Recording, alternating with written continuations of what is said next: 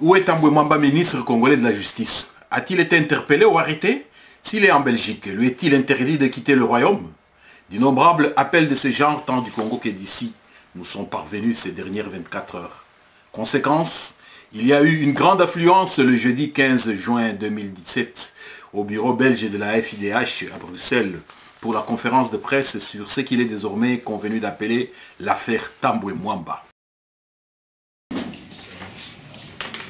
Au nom des organisateurs, je voudrais remercier tous les chevaliers de la plume, tous les amis journalistes qui sont là pour cette cérémonie, cette séance, organisée par la Ligue contre la corruption et la FIDH, Fédération internationale des droits de l'homme, et la Prodec.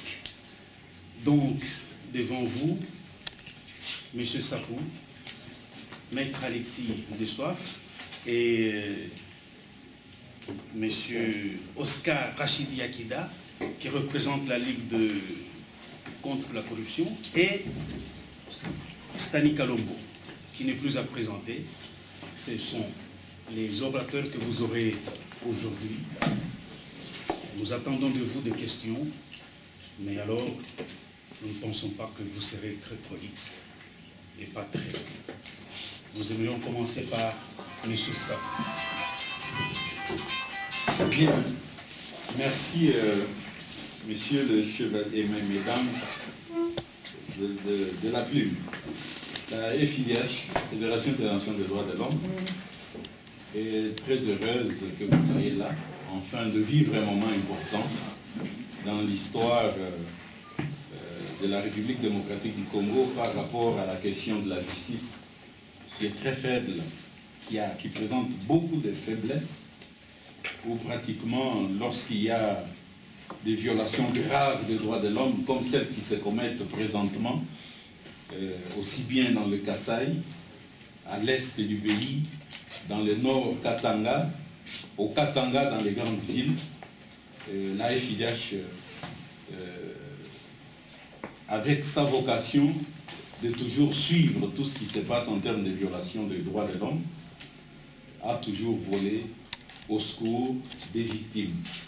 Lorsqu'il y a des victimes, des populations civiles qui payent le prix, il y a toujours, souvent, les collimateurs, l'actualité, braquée sur ces événements. Mais quelque temps après, les victimes sont oubliées, c'est comme de la cendre. Ces victimes réduites sous forme d'une cendre, et cette cendre, parfois, dans certaines contrées, dans certains pays, cette cendre est encore piétinée par les autorités de ces pays qui sont censés protéger les populations civiles. Et ce sont ces mêmes dirigeants, ces mêmes autorités qui, au lieu de réhabiliter ces victimes, sont également leurs bourreaux.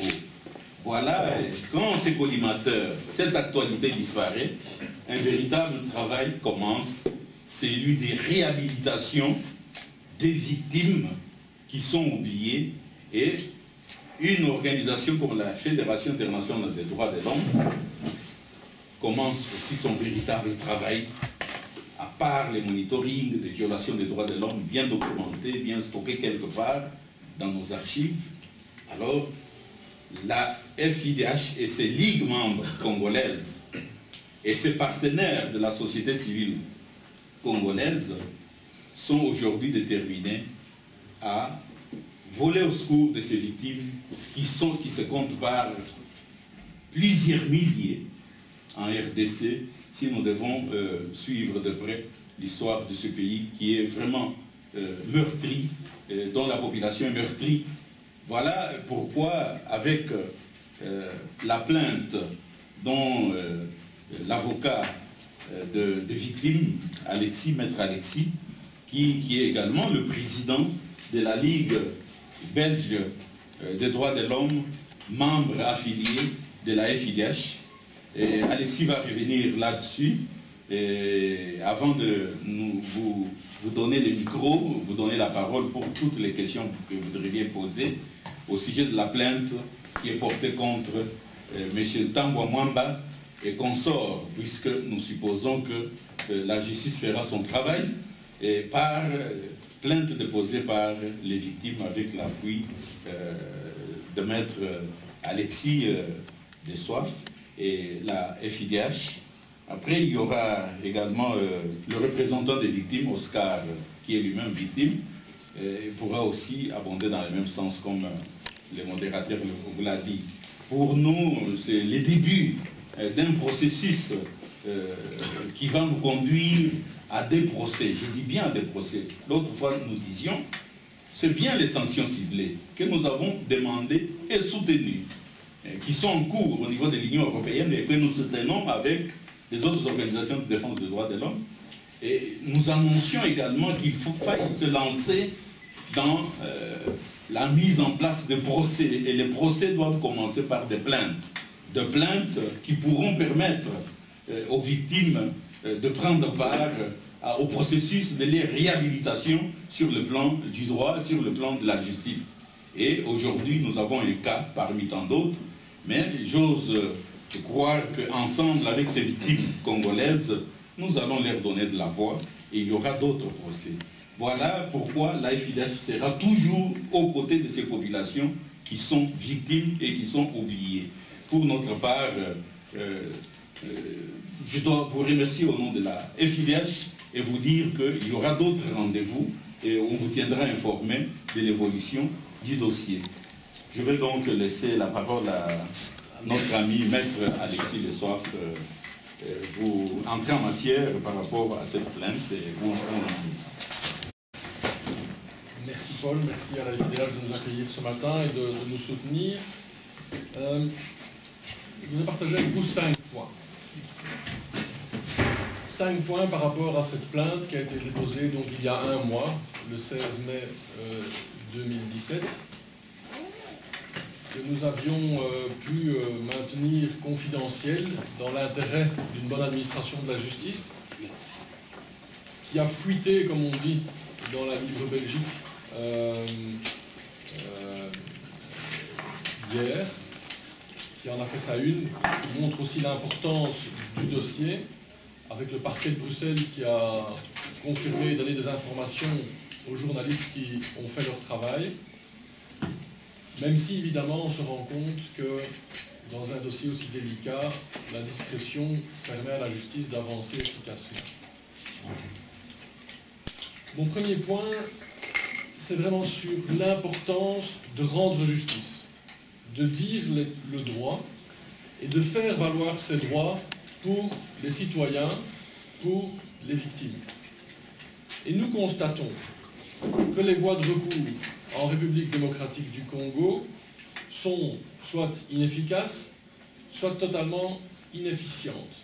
Un manque d'indépendance de la justice qui ne permet pas de traiter un dossier de cette nature-là, en plus visant le ministre de la Justice en exercice. Et c'est le deuxième point avec lequel j'enchaîne directement, cela montre que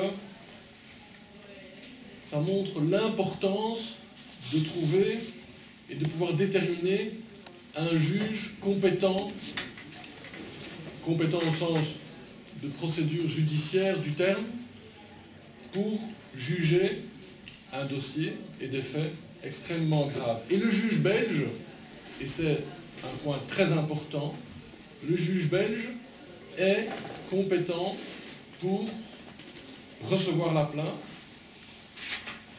pour instruire la plainte. Le juge d'instruction pourra instruire à charge et à décharge, faire son travail, et la justice belge peut mener une telle procédure jusqu'à son terme. C'est un dossier délicat, je l'ai dit. C'est un dossier, ce n'est pas tous les jours qu'il y a une plainte pénale pour des faits graves déposée contre un ministre de la Justice en exercice d'un pays tiers. Et donc cette plainte a été déposée après longue réflexion et beaucoup de travail en amont pour venir avec un dossier solide. Et maintenant, c'est à la justice belge de faire son travail parce que la justice belge est compétente pour le faire. peut parler de la compétence et du lien de rattachement avec la Belgique, mais il est important de noter que la première personne contre qui la plainte est dirigée, à savoir M. Tamboué Mwamba, est domicilié en Belgique depuis 1998 et dispose d'un titre de séjour illimité en Belgique. Donc, pour tous les faits couverts par la plainte, il est domicilié en Belgique. Troisième point, les faits sont extrêmement graves. Je ne vous apprends rien en disant ça, je me permets juste d'insister. On parle de crime contre l'humanité, crime de guerre, c'est l'épisode tragique de 1998 où l'ordre est donné d'abattre un avion civil avec des civils à bord, fait revendiquer publiquement par M. Tamboué Mwamba. On parle d'arrestation arbitraire, de torture, traitement cruel, inhumain et dégradant dans le cadre de l'exercice de ses fonctions où son poste de ministre de la Justice lui sert finalement de levier pour faire arrêter des opposants, des citoyens, de les enfermer, de les torturer. On parle de fait de faux usage de faux, de détournement de fonds publics, de corruption, de blanchiment, de crimes d'ordre financier dans le chef du ministre de la Justice, des faits commis au Congo, en Belgique, et donc ce sont des faits extrêmement graves.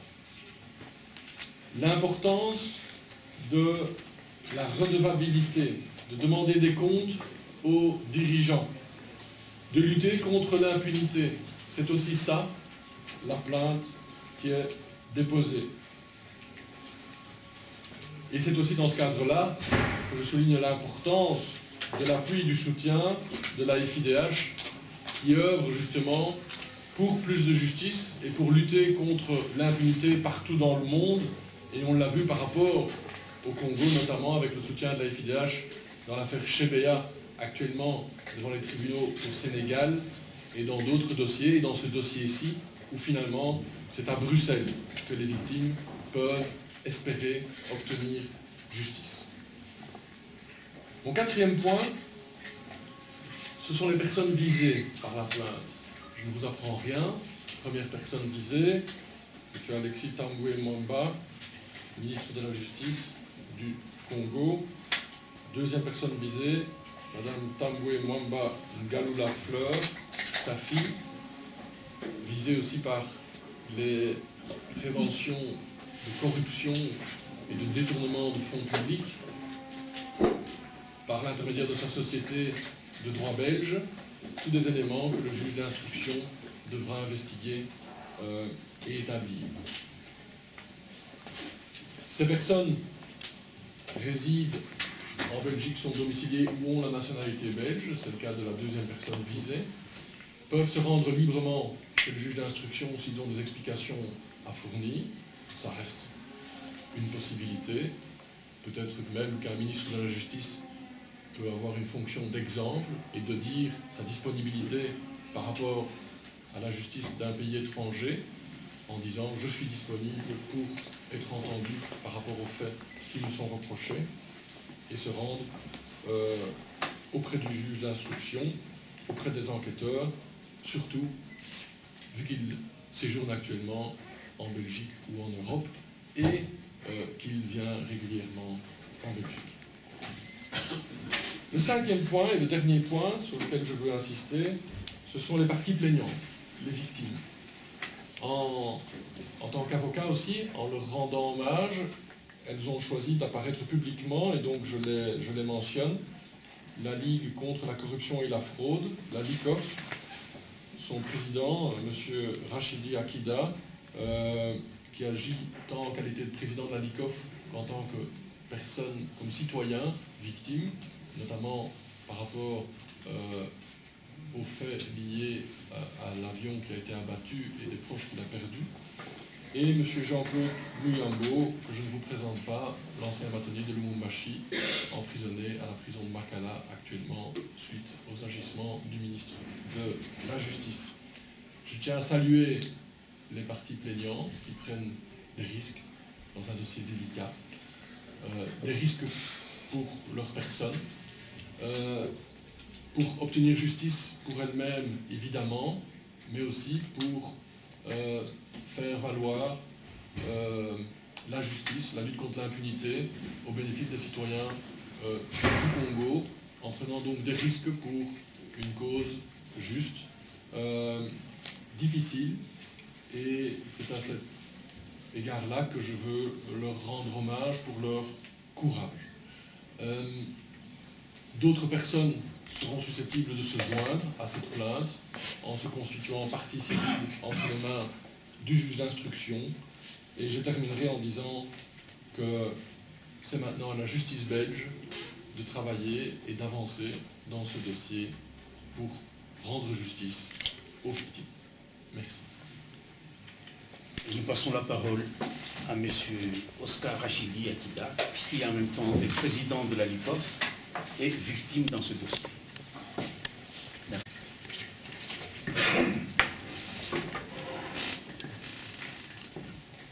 Je voudrais saluer la présence de mes frères journalistes qui ont eu l'intérêt de vouloir se déplacer pour que la vérité puisse éclater. Je suis président de la Ligue contre la corruption et la fraude en République démocratique du Congo, et c'est depuis 1999, donc 99, jusqu'à ces jours. Je dois porter à votre connaissance, parce qu'il y a beaucoup de choses qui se sont dites, des contre-vérités pour ce qui est de l'avion qui a été abattu. Dans l'avion, il y avait plus de quarantaine de personnes, à peu près 50 personnes qui étaient dans l'avion. Ce n'étaient pas des militaires qui étaient dans l'avion, mais plutôt des civils, des femmes, des enfants et des vieux, qui fouillaient la guerre dans la ville de Kindu, parce qu'il y avait la guerre en 1998. L'avion avait atterri. Lorsque l'avion a décollé maintenant pour rentrer à Kinshasa, l'avion venait de Kinshasa effectivement, après avoir déposé les passagers, ils ont embarqué d'autres passagers qui devraient rejoindre Kinshasa. Vous savez que dans ces mouvements de guerre-là, il y avait beaucoup de gens qui se précipitaient pour fuir justement la guerre. C'est là que certains proches à moi ont pu embarquer dans l'avion pour nous rejoindre à Kinshasa. Quelques minutes après le décollage, l'avion avait été abattu. Donc, contrairement à tout ce que les autres disaient, notamment M. Alexis Tambwe-Mwamba, parce qu'il disait qu'on a abattu l'avion lorsqu'il amorçait l'atterrissage dans la ville de Kindu. Après cet événement, les familles des victimes ont essayé d'avoir une justice au Congo. Comme vous le savez, c'est le gouvernement où M. Tambwe-Mwamba était dans la rébellion, qui était déjà au pouvoir, et tous ces dossiers-là étaient complètement camouflés. Et même les documents étaient ravis. Ici, je dois vous citer le témoin oculaire, c'est l'ancien directeur du CAL, M. Stavros Panayotis. Il avait été chassé par ce gouvernement-là, et au moment où nous vous parlons, il se trouve en exil. Il est ici, et on l'a cité comme témoin, et il va témoigner. Et donc, toutes ces familles de victimes-là n'ont pas bénéficié quoi que ce soit. Et c'est la raison pour laquelle elles sont venues voir la LICOF, la Ligue contre la corruption et la fraude, pour que la justice soit faite. Vous savez qu'au Congo, le pouvoir judiciaire est inféodé par le pouvoir exécutif. Et lorsque le ministre, qui est lui-même responsable, se trouve dans l'exécutif, et donc là, vous ne pouvez pas attendre à une quelconque justice. C'est la raison pour laquelle, après avoir mené des démarches au niveau du Congo et que ces démarches n'ont pas abouti, nous avons estimé pour notre part que nous puissions venir ici où il y a une justice, parce que la Belgique a une compétence universelle, et c'est dans ce cadre-là, comme Tambwe Mwamba bénéficie d'un statut de résident indéfini, donc il peut être poursuivi. Et il possède aussi ses biens ici en Belgique.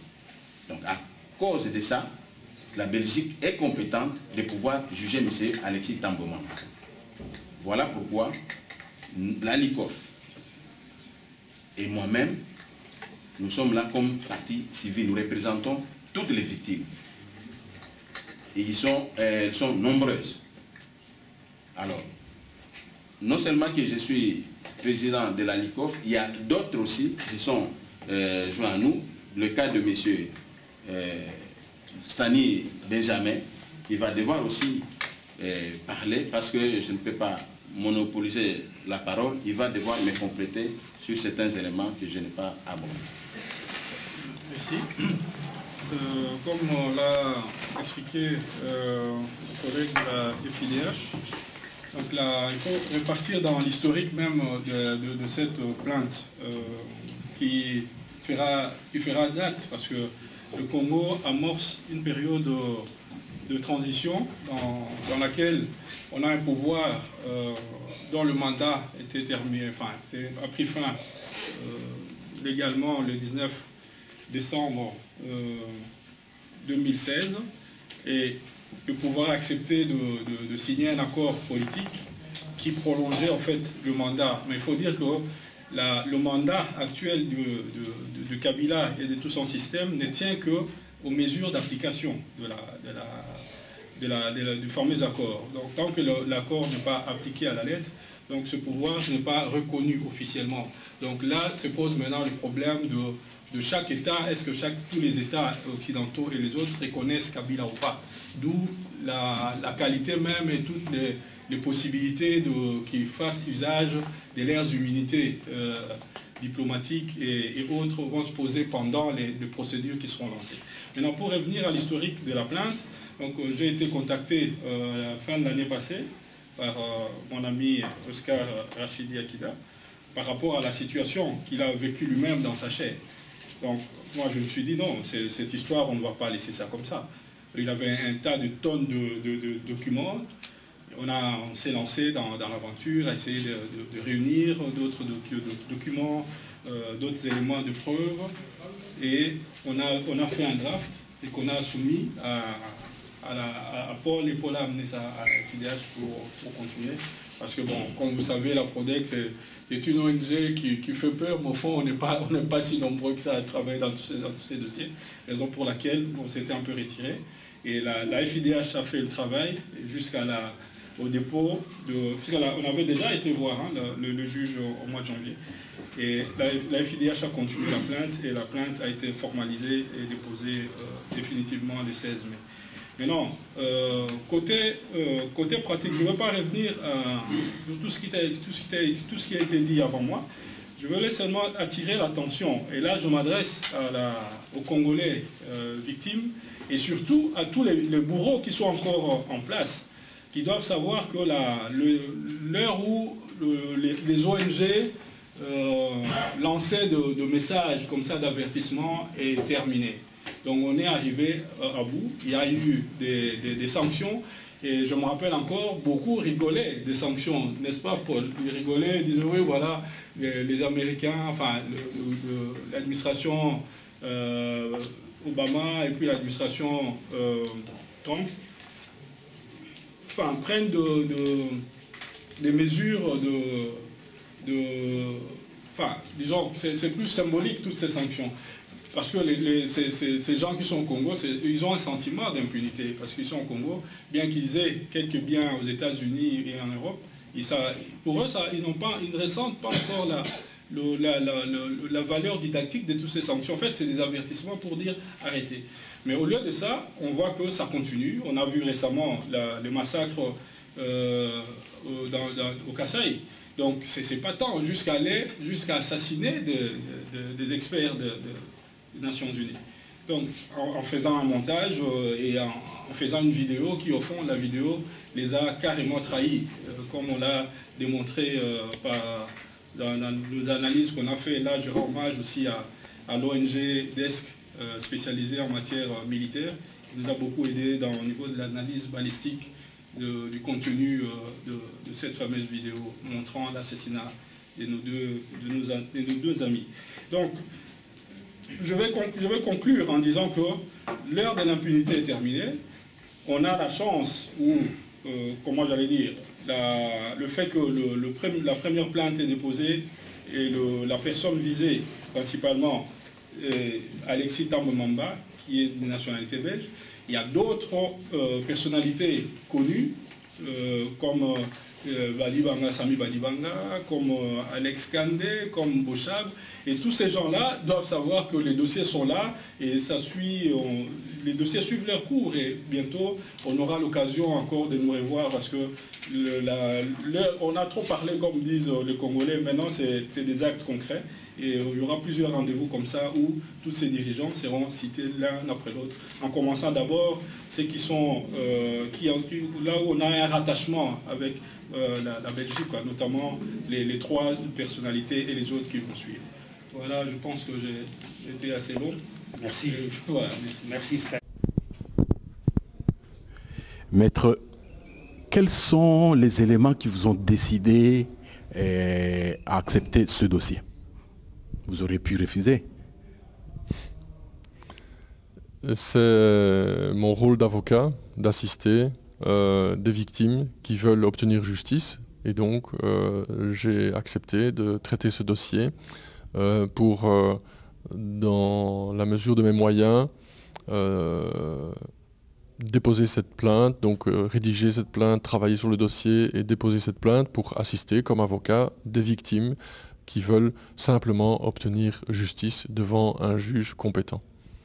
Et compte tenu des éléments dont vous disposez, et en laissant le temps au temps, à quel aboutissement pourrait-on arriver? Alors, si cette plainte avait zéro chance de succès, j'aurais donné un avis négatif aux victimes. Et donc, j'ai la conviction que si la justice belge arrive à travailler correctement et sereinement, on pourra avancer dans l'établissement des responsabilités des faits incriminés qui sont des faits extrêmement graves pour que justement justice soit rendue aux victimes et pour que on contribue ainsi, c'est aussi dans ce sens-là le soutien de la FIDH qui est important pour lutter contre l'impunité. Et la prochaine étape?